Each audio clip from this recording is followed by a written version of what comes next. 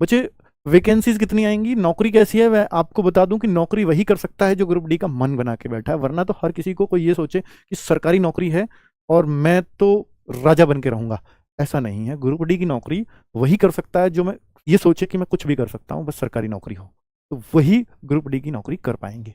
ये मेरे शब्द आज के हैं, जब आप नौकरी करोगे तो ये फील करोगे, ठीक है। क्योंकि देखिए ग्रुप डी अगर नाम लगा है तो आपको काम कुछ भी करना पड़ेगा, और हालांकि इसमें भी कुछ ट्रेड होते हैं कि भाई इसमें कर सकते हो, इसमें कर सकते हो, तो फिर अपनी उनमें से चुन लेना कि मेरे लिए बेहतर ये है, ठीक है। वो तब आएंगी जब फॉर्म आएंगे, ठीक है। फॉर्म कब आएंगे उसके बारे में बात कर लेता हूँ। वैकेंसीज कितनी आएंगी, तो वैकेंसीज मैं आपको बताऊं भाई, पहले अगर मैं एनटीपीसी की बात करूं, ये एनटीपीसी की वैकेंसी 2019 में 35,000 थी, 35,277।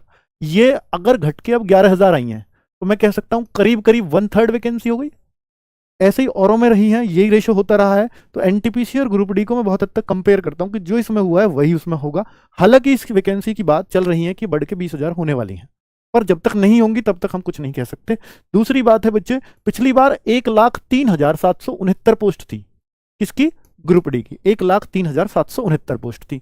अब अगर मैं इसका 1/3 करने लगूं तो करीब करीब 30 से 35,000 वैकेंसीज बैठती हैं, जो अगर ये एनटीपीसी की तरह से आई, उम्मीद यही बताई जा रही है, 30-35,000 वैकेंसीज आप मान के चल सकते हो।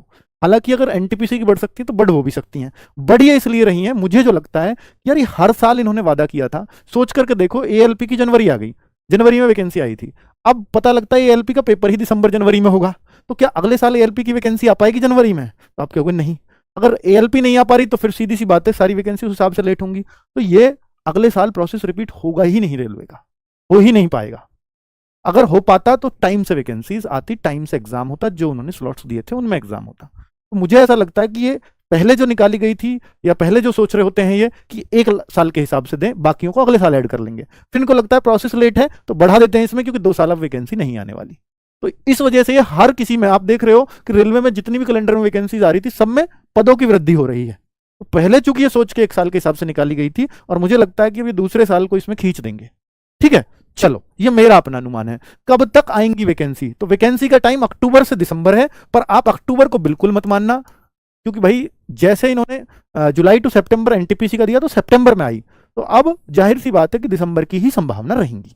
चलो तैयारी के लिए कितना समय मिलेगा, तो भाई एग्जाम में तो ऐसा लगता है कि आराम से कितना भी जल्दी कर ले, फिर भी आपको अगर दिसंबर में भी आती है तो 5 से 6 महीने लग जाएंगे। इसका कारण है कि अगर ये जैसा टाइम इन्होंने दिया है, एएलपी का भी शुरू कराएं, टेक्नीशियन का भी लेंगे, है ना, और फिर उसके बाद एनटीपीसी कराएंगे, फिर ग्रुप डी पे आएंगे, तो कम से कम 5-6 महीने तो आपको आराम से मिल जाएंगे दिसंबर के बाद। अब से तो ज्यादा है, पर अगर आप टारगेट अभी से करके बैठे हो ग्रुप डी को, तो फिर इससे बेहतर कुछ नहीं हो सकता। या आप ये मानते कि और जगह तो मेरी एज नहीं है, या मेरी हाइट नहीं है, या मैं उतना एलिजिबल हूं ही नहीं, तो फिर वो ग्रुप डी ही बच्चा फोकस करता है, तो वो अभी से करे फिर, ठीक है। तो उनके लिए भी फायदा रहेगा। साथ में योग्यता क्या रहेगी, तो भाई योग्यता बच्चों को बड़ा कंफ्यूजन है। एक तो इसमें योग्यता पता है पिछले साल ये रही थी, पिछले साल। अब बहुत सारे बच्चों को ये होगा कि सर अब की बार, पिछली साल नहीं पिछले बार कहूंगा मैं, पिछले बार, साल थोड़ी है, 2019 में वैकेंसी आई है तो पिछले साल तो नहीं कह सकता।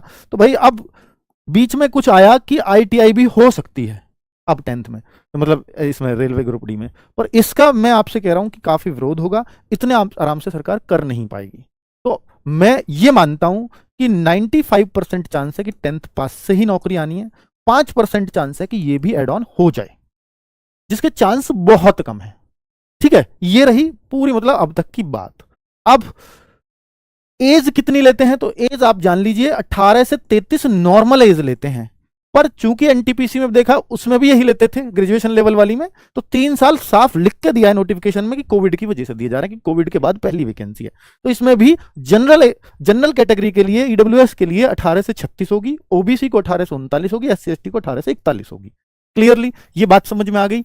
अब बच्चे, बहुत सारे बच्चे कह रहे होंगे कि सर अगर आपका कोर्स लें और आप 5% ही बता रहे हो आईटीआई के चांसेस हैं, तो मैं आपको विश्वास दिलाता हूं कि भाई आप केवल 10th है, आईटीआई नहीं है, और आप कोर्स परचेज कर लेते हैं। बहुत सारे बच्चे लगातार कह रहे थे, तो मैं आपको अगर मेरे शब्दों पे भरोसा हो, क्योंकि मैंने जो बात बोली वो हर चीज़ पूरी की है, तो भाई आईटीआई वाले बच्चों के लिए अगर वो कोर्स ले भी लेंगे तो मैं उनका किसी और कोर्स में कन्वर्ट करा दूंगा, अगर आईटीआई आ गई तो।